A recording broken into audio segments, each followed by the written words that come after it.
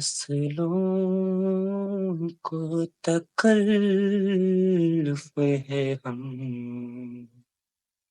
سے اگر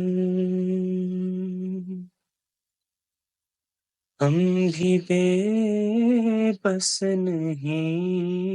بے سہارا نہیں، خود انہی کو پکاریں گے ہم دور سے، راستے میں اگر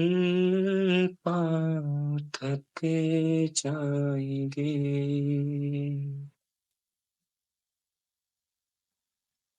ہم مدینے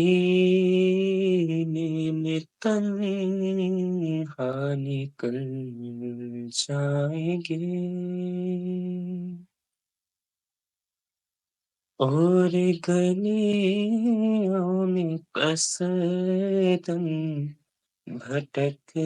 جائیں گے،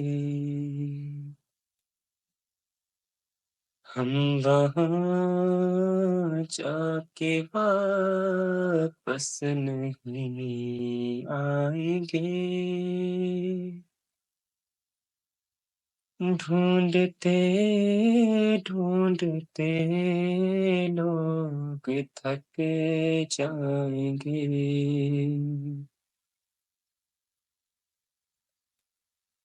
جیسے ہی سبز گنبد نظر آئے گا،